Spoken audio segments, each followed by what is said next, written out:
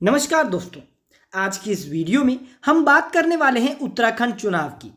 जी हाँ दोस्तों, उत्तराखंड के अंदर बीजेपी जहां अपना नया भाजपा अध्यक्ष चुनने की बात कर रही है, तो दूसरी तरफ कांग्रेस पार्टी भी अपनी तैयारियां शुरू कर रही है। उत्तराखंड चुनाव जीतने के लिए कांग्रेस इस बार किसी भी हद तक मेहनत करने को तैयार है।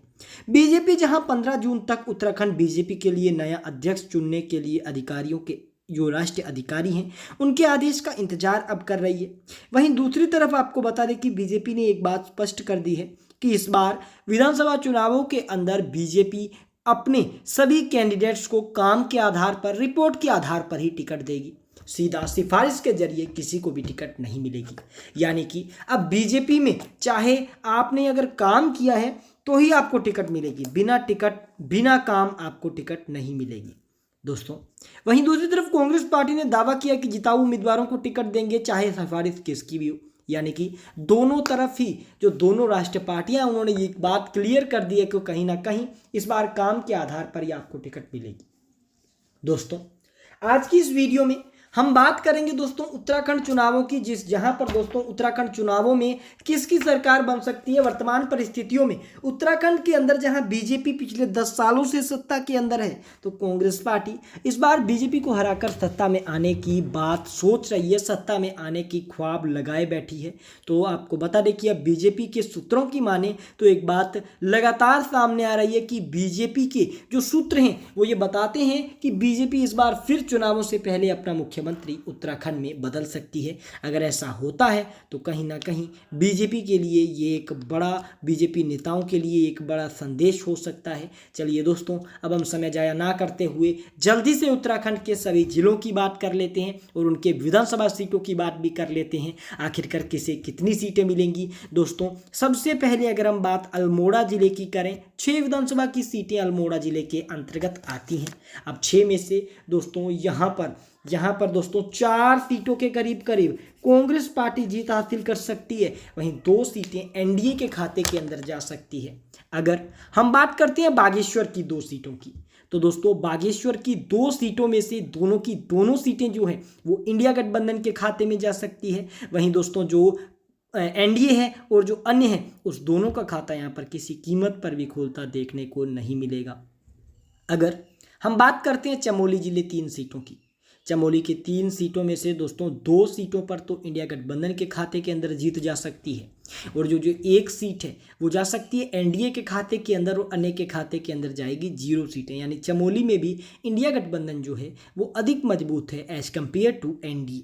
वहीं अगर हम बात करते हैं अब अगले जिले की, अगला जिला जो हमारे सामने निकल कर आया है जिसका नाम है चंपावत जिला। अब चंपावत जिले में दोस्तों 2 ही सीटें आती हैं।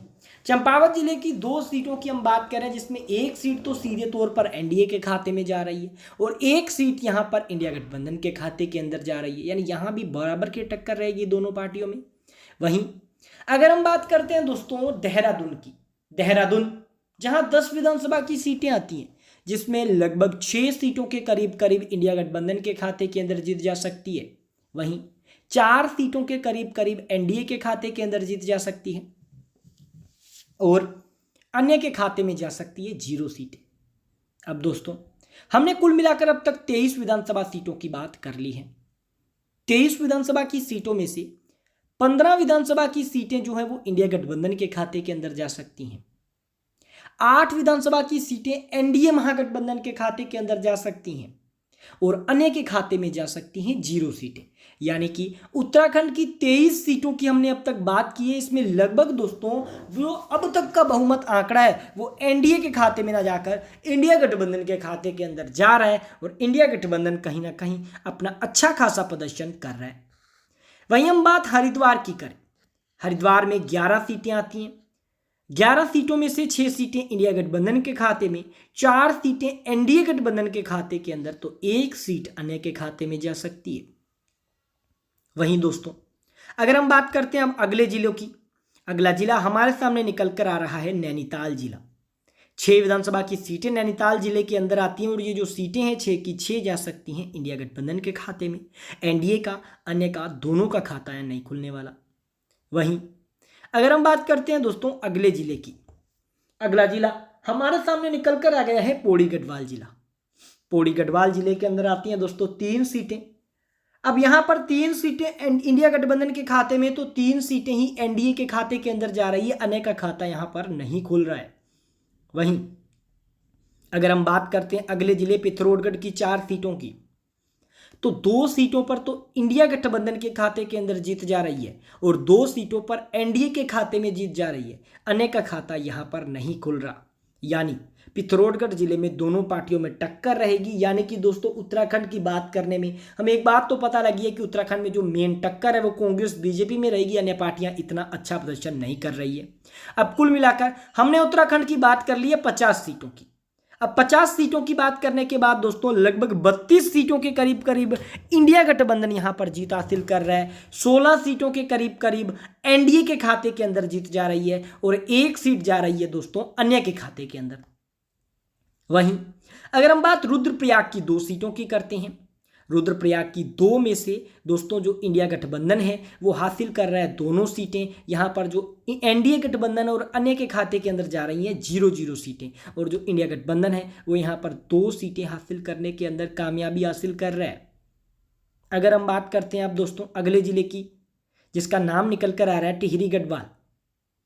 टिहरी गढ़वाल के अंदर दोस्तों 6 विधानसभा की सीटें आती हैं, जिसमें 3 विधानसभा की सीटें इंडिया गठबंधन के खाते के अंदर जा रही हैं, 2 विधानसभा की सीटें एनडीए गठबंधन के खाते के अंदर जा रही हैं, तो 1 सीट दोस्तों अन्य के खाते के अंदर जाने की संभावना है जो बताई जा रही है। अगर हम बात उधम सिंह नगर की 9 विधानसभा सीटों की करते हैं, तो 5 विधानसभा की सीटें एनडीए गठबंधन के खाते के अंदर जाने की संभावना है इंडिया गठबंधन के खाते के अंदर, 3 सीटें एनडीए गठबंधन के खाते के अंदर जाने की संभावना है, तो वहां दोस्तों 1 सीट अन्य के खाते के अंदर भी जा रही है। यानी कि यहां पर मेन जो टक्कर है वो इंडिया गठबंधन एनडीए गठबंधन में ही रहेगी। अब हम बात अंतिम उत्तरकाशी की करें 3 सीटों की। उत्तरकाशी जिला काफी महत्वपूर्ण है पर्यटन की दृष्टि से उत्तराखंड के लिए, जिसमें 3 सीटें आती हैं इंडिया गठबंधन के खाते के अंदर जो जाएंगी, एनडीए का आने का खाता नहीं खुलेगा। वहीं यहां पर दोस्तों अब तक हमने कुल मिलाकर सभी की सभी उत्तराखंड की 70 विधानसभा सीटों की बात कर ली है। सभी की सभी 70 की 70 सीटों में से दोस्तों 45 विधानसभा के सीटों के करीब यहां पर इंडिया गठबंधन के खाते के अंदर जीत जाएगी।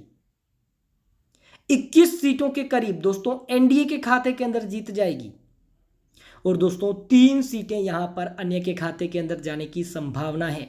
यानी कि उत्तराखंड के अंदर वर्तमान परिस्थितियों के अनुसार कहीं ना कहीं एनडीए गठबंधन पिछड़ता देखने को मिलेगा। इंडिया गठबंधन की सरकार उत्तराखंड के अंदर